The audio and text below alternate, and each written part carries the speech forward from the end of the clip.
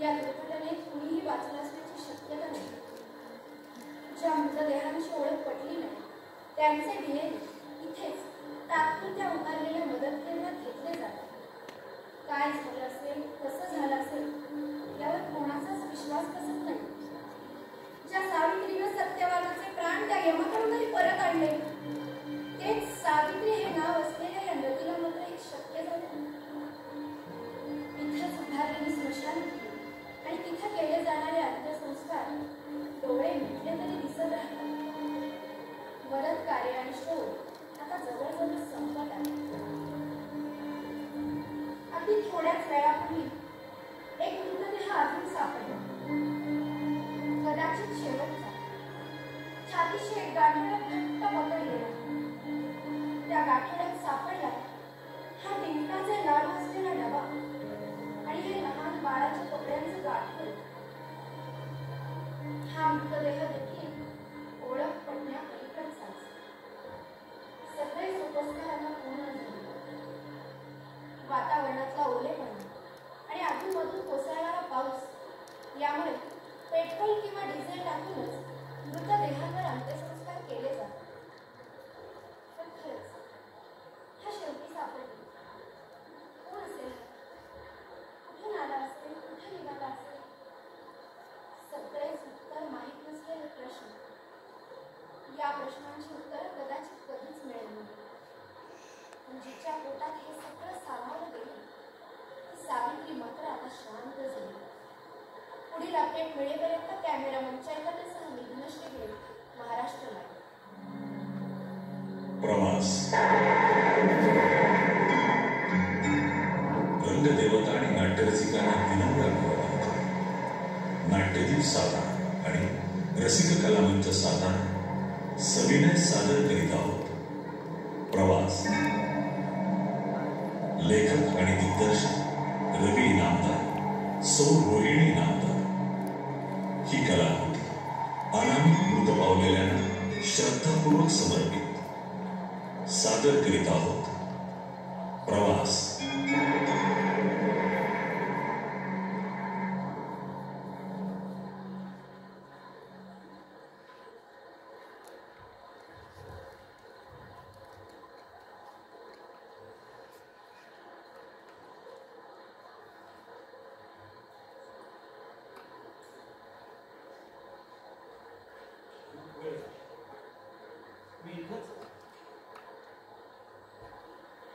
काय झालंय, काय चाललंय तेच कळत. कोण माणसं आहेत, कोण होते? कोणीतरी माझ्या जवळचं ते गाठोडं घेतलं, त्यातला डबा काढला आणि काहीतरी म्हणाल. मी त्याला म्हणालो, अरे अरे डिंकाचे लाडू आणि लहान बाळाचे कपडे ऐकलंच नाही. मी ऐकतच नाही आहे माझं. डबा आणि ते गाठोडं इथंच ठेवून गेलं. काय झालं, मी बहिणीकडनं गेलो. तिनंच तर हा डबा गाठोड्यात बांधून गेला आणि म्हणाली,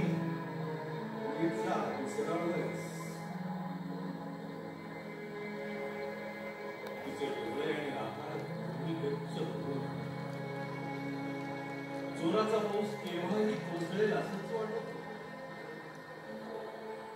तिचे डोळे पुसले, माझे डोळे पुसले, मन घट्ट केलं आणि निघालो. कारण प्रवास खूप लांबचा होता.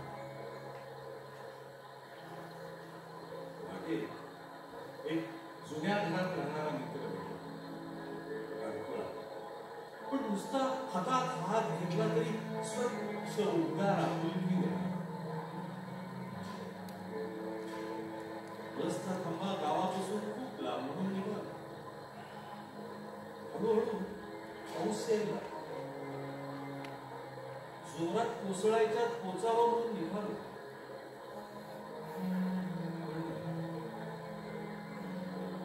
पण एक विचित्र शिजलेली गार वाऱ्यानं एक टेकाट ओलांडलं, दुसरं ओलांडलं, तिसरं ओलांडलं. लांबून बस दिसली. थांबा थांबा असं जोर जोरात ओरडून मी बस थांबवली.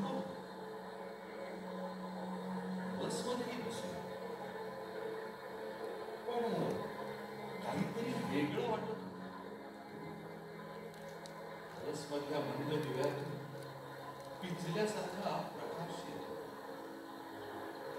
सहनशील माणसं दिसली होती, कुणाचा चेहरा स्पष्ट दिसले दिसत होते, फक्त रंगांचे तुकडे. सगळेच कुठल्या तरी एका लांबच्या प्रवासाला निघाल्यासारखे. कंडक्टर आला आणि म्हणाला, कुठं जायचंय? उत्तर द्यायला तोंड उघडलं तर कुठं जायचंय हेच आठवे ना. एकदम भ्रमिष्ट झालो. जायचंय त्या गावाचं नावच आठवे ना. कंडक्टर पुन्हा म्हणाला, कुठं जायचंय तुम्हाला? पुन्हा तेच प्रयत्न शेवाळावरून विसरल्यासारखं. मी त्याला म्हणालो, आठवतोय, तेच तर आठवतोय. तर म्हणाला, इथं कुठल्या गावाला आला होता? पुन्हा आठवणींचा काळ आला. आता इथं कुठं आलो होतो तेही आठवेना. इथं आलो तेव्हा गच्च भरलेला आभाळ होतं, कोसळणारा पाऊस होता, माणसांची गर्दी होती, एक हवाल पण होता. येताना कंडक्टरच्या हातात एक नवी कोरी नोट दिली आणि म्हणले, पण एक काय म्हणलं तेही आठवेना. एवढ्यात बस बसलं कुणीतरी. कंडक्टर त्याला विचारा त्याचं नाव तरी आठवतंय का ते. मग मात्र संताप झाला. एवढं नाव सांगा म्हटलं तर आता नावही आठवेना. नाव काय माझं, कुठून आलो, कुठला प्रवास करतोय? तर कंडक्टर म्हणाला, इथं अंधार आहे, पाऊस सोडतोय, पुढचा स्टॉप उतरा.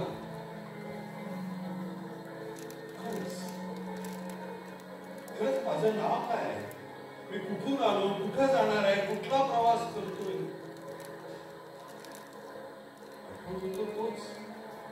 तो स्वतःला एक आठवणं लागला आणि मग आठवलं, बहिणीकडे आलो. पण आता बहिणीचंही नाव आठवेना. नाव काय तिचं?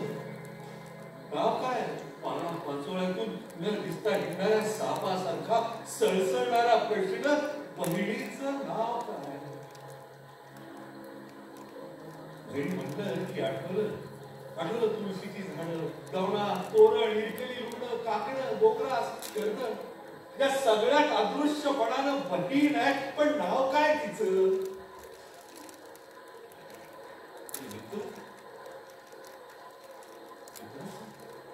मित्र म्हणजे घरी पहा, पिकल्या फळाचा औदुंबर, नदीचा घाट, ओढ्याचा काठ, स्वच्छ सारवलेल्या स्वयंपाकघरातली शांत जाळ असलेली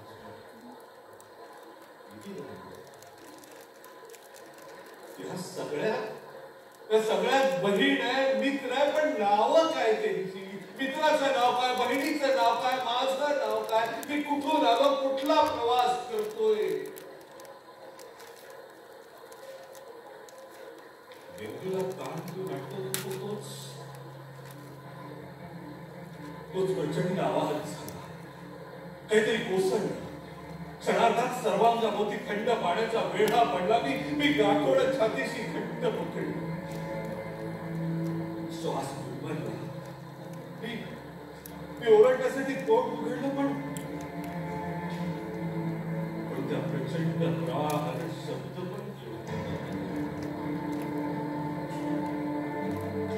उरली फक्त नीरव शांतता. नक्की काय झाले?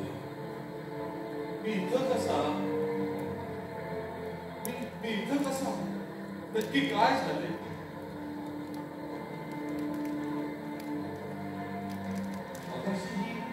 बही माझ्याशी बोलत होती, ती कोण होती? ती माझ्याकडे बघून का बोलत होती आणि माझा तिला आणि तिचं मला सारखं येत नव्हतं.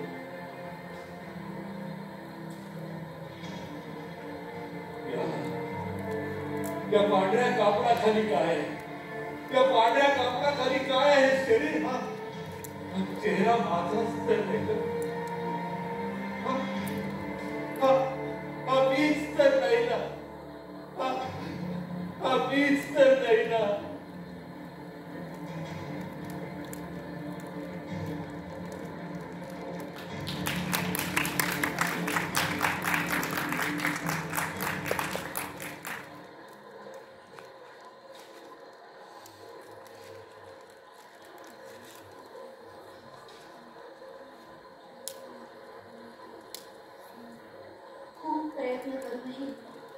या शेवटी सापडलेल्या मृतदेहाची ओळख आता पटणार नाही हे नक्की झाले. पांढऱ्या शुभ्र कापडाखाली झाकलेला हा शेवटचा मृतदेह असाच अनामिक राहणार. बचाव पथकात असलेले नावाडी, पाणबुडे आणि NDRFचे जवानही आता थकून गेले. पाण्याच्या प्रचंड वेगामुळे मृतदेह वाहून गेले असतील. नदीकाठच्या घनदाट जाळी झुडपात अडकून पडले असतील. त्यांचा शोध घ्यायला हवा, पण अशी शक्यता आता सगळ्यांनाच कमी वाटते. शोध आता संपेल असंच वाटते. पण या अनामिक मृतदेहाकडे पाहून मात्र मन भरून येते. एका प्रवासाला निघालेला असताना दुसऱ्याच एका आनंदाच्या प्रवासाला निघालो.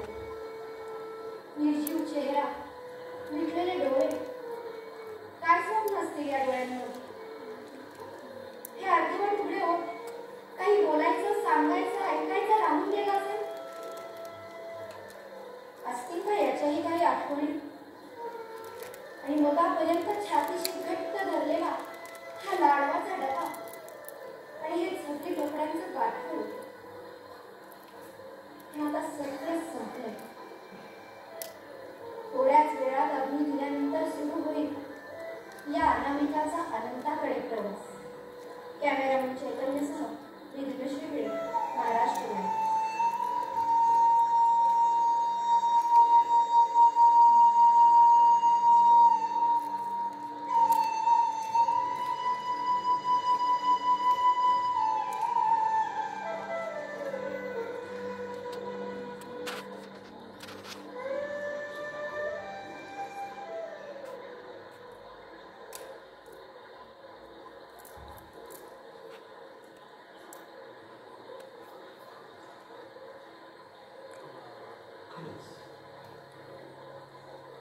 खरंच कोण आहे त्या पांढऱ्या कापडाखाली झाकलेला की हे सगळं बोलतो.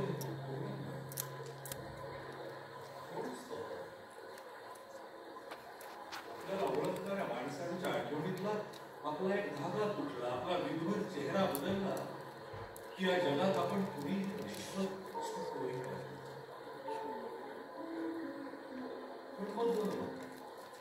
आता मला आठवत नाही तसं कुणालाच आपणही आठवणार आणि नाहीच राहिली आठवण तर ओळख राहील का आपली.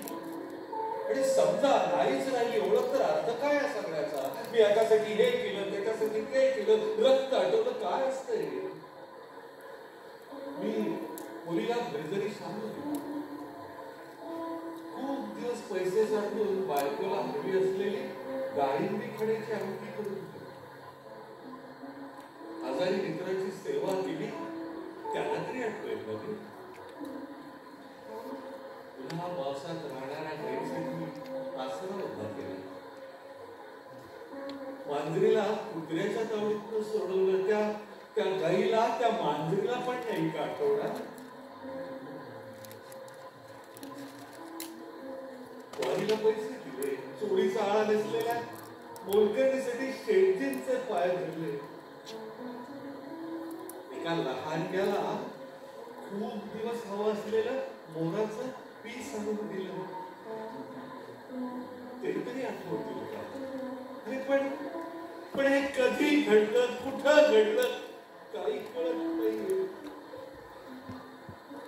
सगळेजण बहुत करून माझं नाव गाव पत्ता शोधत होते, पण माझं कुणीच ऐकत नाहीये. गाढवाचा डबा आणि एक आठवड्यात तरी द्या ना मला. मला द्यायचंय होते माझ्या लेकीला, तिच्या बाळाला द्यायचं. चिमुकल्याचा मऊ मुलायम स्पर्श मला हवाय. मला तरी द्या ना, द्या ना मला, द्या ना, द्या ना मला, द्या ना.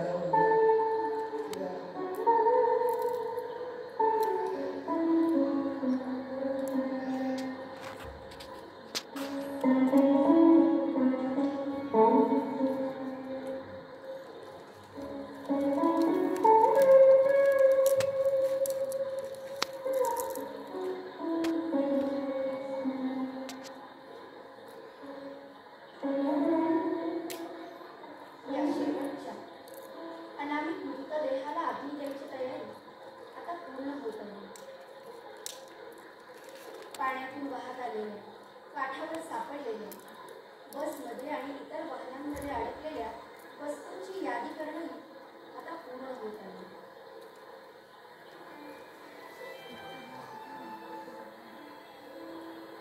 या अनामिकाकडे सापडलेला हा लाडवाचा डबा आणि हे झकी टोपड्यांचं गाठोडं आता कदाचित इथेच पडून राहील किंवा जाताना नेतीलही. हे सगळं यादीत लिहिलंय.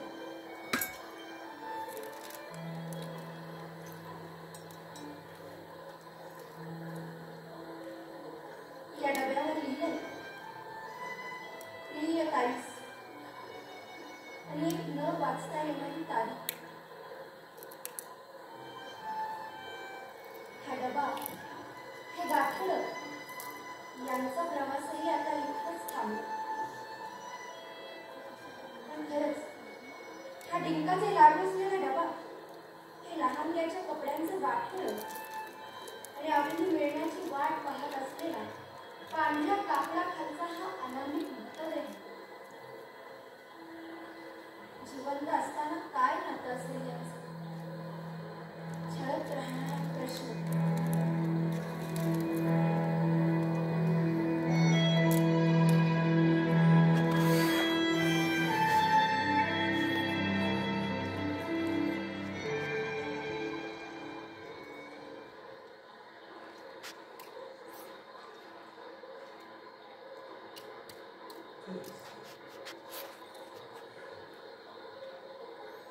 खरंच काय नाती असतात. नाती म्हणजे की डोळ्यासमोर दिसतो एक चौसष्टी शिसवीचा झोपाळा आणि त्यावर बसलेले माझे वडील नाना.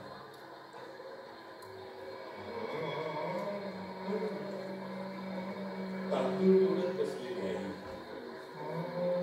मला कापून भिजवणारी ताई, नाना आई ताई का आठवतात मला. आमचे नाना भावडे होते असं आई. माणसं दुष्ट स्वार्थी असतात हे त्यांना कधी कळालंच नाही. त्यांच्या नाट्याने चंदनाचा वास आठवून लागतो. भागीदाराने त्यांना फसवलं आणि एका भयान दिवशी सगळं संपून गेलं. आईनं बकोट करून मला ताईच्या कडेवर दिला आणि प्रविष्ट नानानं करून जन्मशाळेत काढली.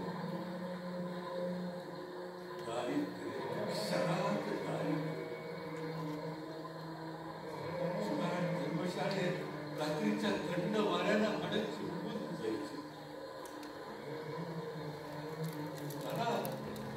मला भूमिष्ठासारखे जुन्या गोष्टी सांगायचे. मी आणि ताई धर्मशाळेतल्या देवळात पाठशिवणीचा खेळ खेळायचो. तिथल्या देवळात लोक डाळ तांदूळ खेळायचे. आम्ही ते गोळा करायचो. काही कुठून तरी बिया वांगी आणायची आणि मग मागून आणलेल्या तिखट मिठाची पातळ आमटी आणि कुबट वासाच्या तांदूळाचा गच्च भात आम्ही पाण्याच्या खोटाबरोबर गिळायचो. 4 पैशांसाठी आई धुणी भांडी करायची, लोकांच्या मिरच्या काढायची, हकवा जाळत तळमळत ती रात्र काढायची आणि मधूनच आक्रोशात म्हणायची, घर बांधा रे घर. स्वतःच्या घरात संपून जावंसं वाटतं रे. चौदा दिवशी झोपलेला मी त्या भांडीवर उलटून म्हणायचो, आई शपथ सांगतो आयुष्यभर एक वेळ गेली नुसत्या लंगोटावर नाही, पण मी बांधीन का घर आई, मी बांधीन. गळ्यातला हुंका मोठाने दाबून ठेवणारी आई.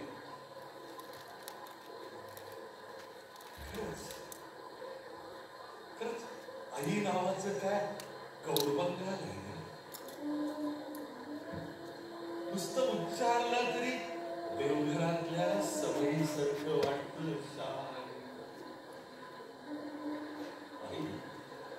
आई सगळ्यांचं सगळं करणारी, सगळं लक्षात ठेवणारी.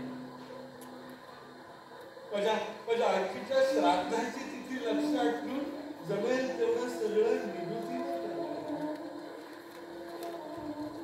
मला आवडते म्हणून कुठून तरी गुळ गहू मागून आणून माझ्या वाढदिवसाला आठवणीनं खीर करणारी आई.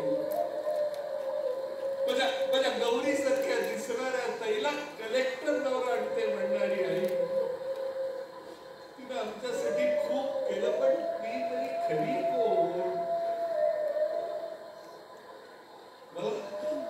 मला कुणाची नजर लावू नये म्हणून सारखी गोष्ट करायची. रामराया, तुझ्यासारखा वनवास माझ्या लेकराला देऊ नकोस म्हणून नवस करायचं.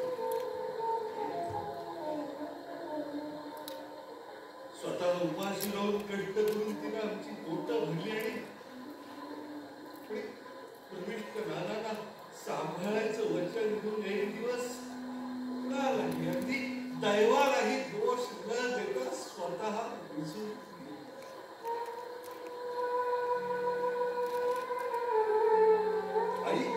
आईच असते हे कधी कळालंच नाही. तिला चांगलं पोहायला येतं हे तिनं मला बुडताना वाचवलं तेव्हा कळालं. पण तिचं तरी नाव काय तिचं? आणि तुरुंगातल्या कायद्याला पण एक नंबर एक ओळख आकडा असतो. पण ही फक्त आई, नानाची बायको. बस हजार बायका त्यातली एक समईच्या मातीसारखी.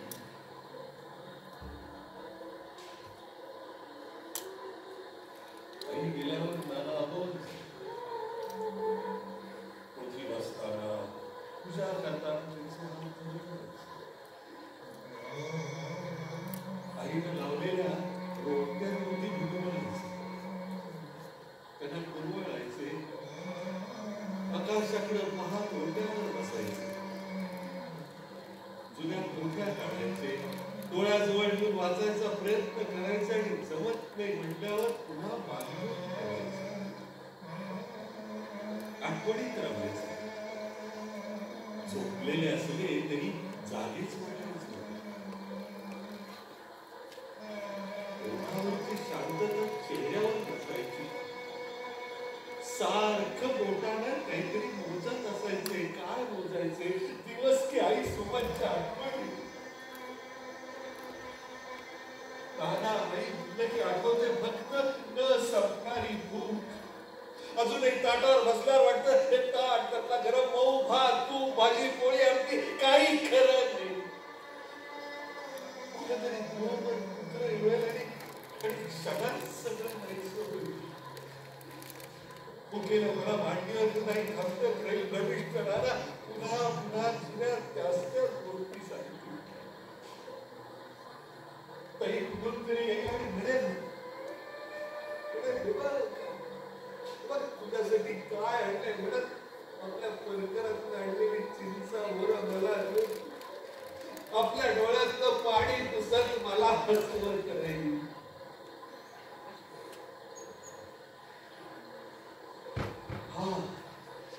लाडवाचा डबा आणि ते जंगली टोपल्याचं गाठोडं पहिलंच तर तिने मला तिच्या प्रेतीच्या लेखासाठी मला पाहायचंय त्याला. मला पाहायचंय ताईच्या डोळ्याने पाहायचंय. ताई म्हटलं की फक्त बालपण. माझी शाळा धर्मशाळेपासून खूप लांब. मला शाळेत सोडायला आणायला काहीच येत. कुणाचा तुकडा पडला की उपाशी तपाशी मला आणायला धडपड व्हायची. संध्याकाळच्या वेळेला माझ्याकडून रामरक्षा पर्वाचा म्हणून घ्यायची. वेळी भीती वाटते म्हणणाऱ्या मला मारुतीचा अंगारा लावायची.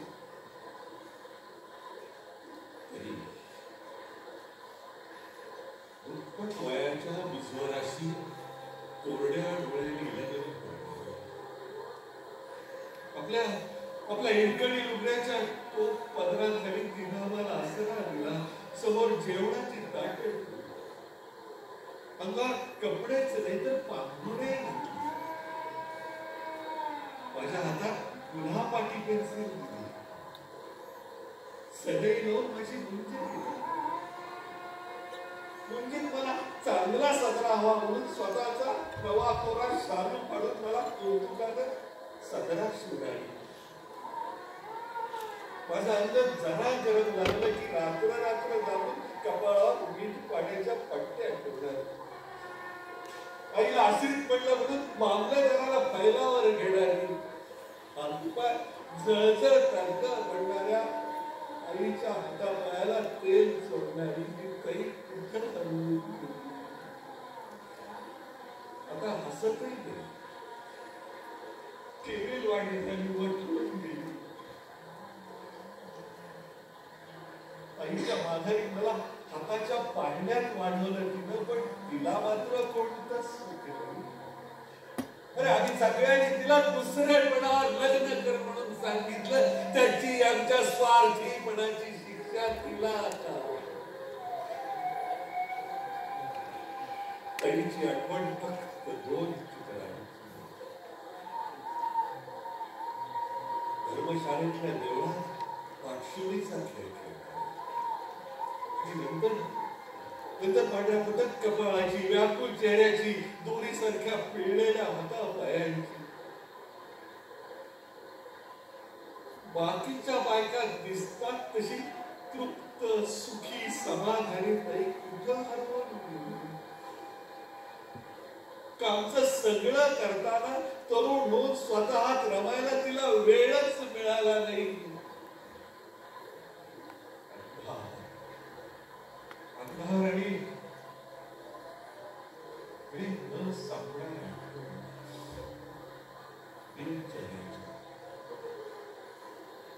या सगळ्यात मी असून कुठे मला कोणी ओळखत नाही. येण्या जाण्याची नव आठवणीतून निसटली. हे सगळं हताशपणानं आठवणारा कुठणारा मी कोण? या पांढऱ्या कापडाखालचा मी खरा की हे सगळं बोलतोय तो मी खरा? आता फक्त वाटून येतोय सगळं पुसून जात चाललंय. सगळं पुसून जात चाललंय. आठवणीत राहील फक्त लाडवाचा डबा आणि चांगली कपड्यांचं वाटून. मुक्त करा रे यातून मला. मला मुक्त व्हायचंय यातून. मला मुक्त व्हायचंय. मुक्त व्हायचंय यातून मला.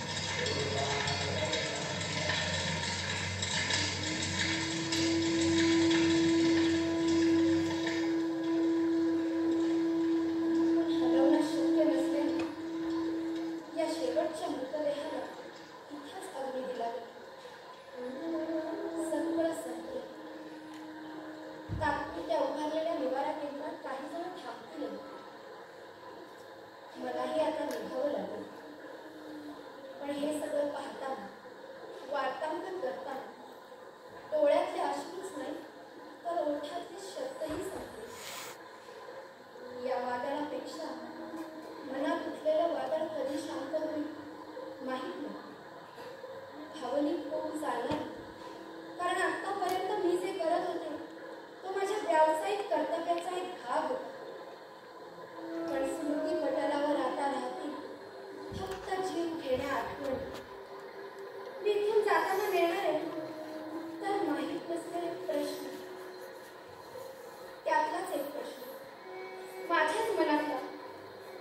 हे सगळं वार्तांकन मलाच का करावं लागेल? अनेक अनोळखी अनामिक मृतदेहांवर अंत्यसंस्कार होताना पाहिले. ते कोण होते कळेल का कधीतरी? आणि पुन्हा एक शेवटचा प्रश्न. हा आत्ता नुकताच अग्नी दिलेला नाव काय असेल याचं? कोण असेल हा? कुठून आला असेल? कुठं निघाला असेल? या प्रश्नांची उत्तरही कधीच मिळणार नाहीत का? आणि शेवटी हा लाडवाचा डबा आणि हे झाशी कपड्यांचं गाठोड. आता त्याचं काय? किती अनुभव झाले तरी अशी थकवलीच पाहिजे. म्हणूनच आता निरोप घेते. कॅमेरामॅन चैतन्यसह मी धनश्री पेढे, महाराष्ट्र.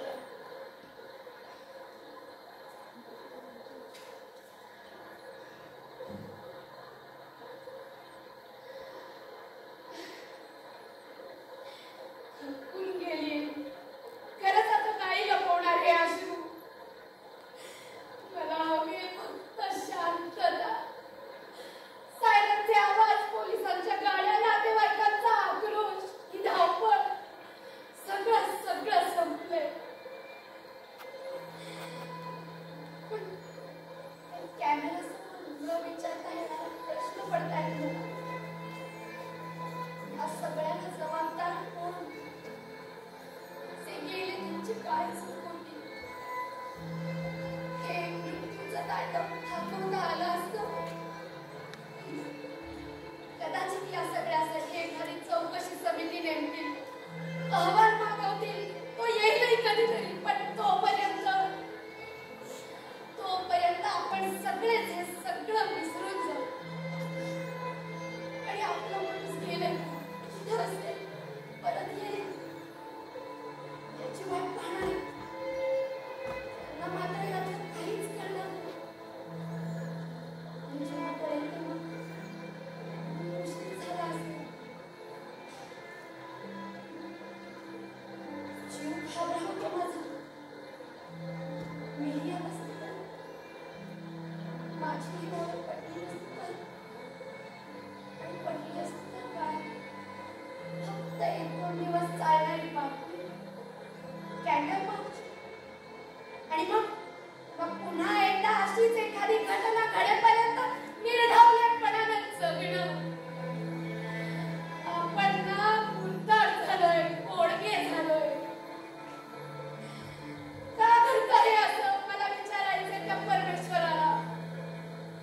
प्रवासात तुझ्याच दर्शनाला जाताना येताना का मध्यम माणसं अशी सारखी दरडी कोसळतात, गावाच्या गावात नष्ट होतात, रात वाहून जातात. आपल्यापर्यंत मात्र यांना काहीच येत नाही. आपल्याला भोगावं लागत नाही. तोपर्यंत आपण मुद्दाडासारखे चलत राहतो. आणि आम्ही मीडियावाले कोरडेपणाने हे सगळं तुमच्यापर्यंत पोहोचवत असतो. पण आता मला सुटका हवी या सगळं. खरं काय, खोटं काय, काही कळेल असं झालं. मला शांत झोपायचंय. थकून गेले मी. खरंच खूप थकून गेले मी.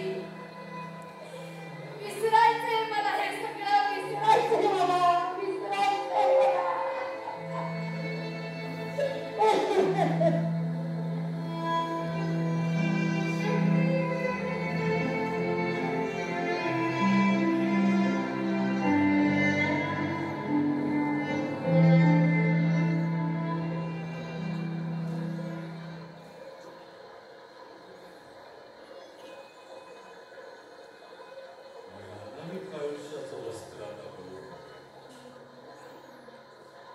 माझ्या निर्जीव देहात आणि डोळ्यात कुठलीच प्रतिबिंब नाही. आभाळ काळवंडले. माझ्या आठवणींचे फासे विरुद्ध काळ्या भोरात आशावर टाकली. पण दान काय पडलं ते मलाच कळालं. प्रवास संपला. पुढचा प्रवास सुरू झाला.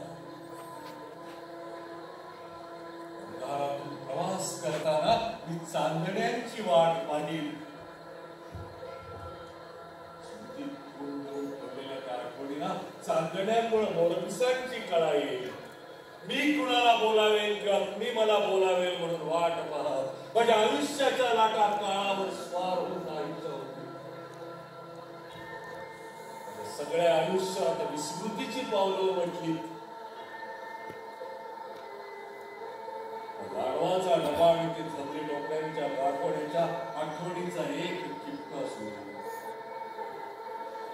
हजार डोळ्यांचं शोभत अस्ताव्यस्त पसरल्याप्रमाणे माझं पुढचं आयुष्य आठवणीतल्या ठिपक्याचा शोध घेत राहील. आणि त्यासाठी हवंय मला दिव्य तेज प्रकाश पायांचं आणि अनामिक सुगंधाचं.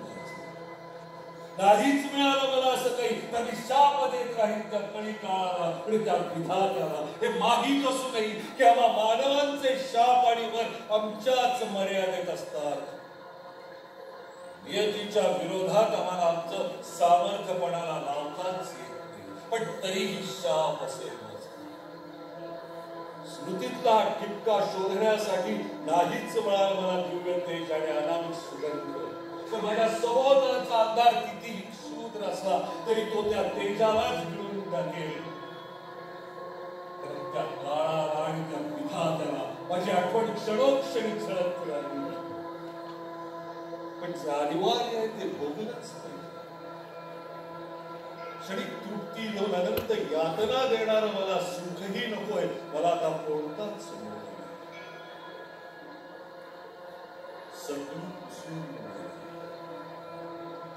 आता राहिलाय जोड फक्त अंधार.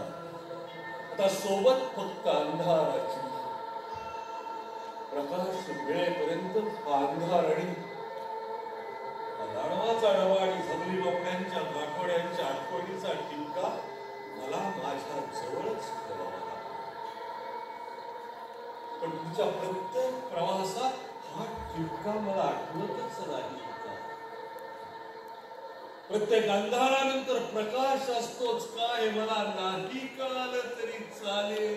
पण हे विधात्या एक खंत सदैव राहील रे. लाडवाचा डबा ते जमली टोकड्यांचं गाठोड मला त्या बाळाला त्याच्या आईला द्यायचं होतं रे. त्या लहानग्याचा मऊ मुलायम स्पर्श मला हवा. तो मिळाला असता तर मी कदाचित मुक्त झालो असतो. पण हे पुढच्या प्रत्येक प्रवासात हा टिपका मला आठवतच राहील का? आणि नाहीच आठवला तर अंधार आणि तेजाच्या या प्रवासातून मला मुक्ती मिळेल का? ते विधात्या मला मुक्ती मिळेल का? या प्रवासातून मला मुक्ती मिळेल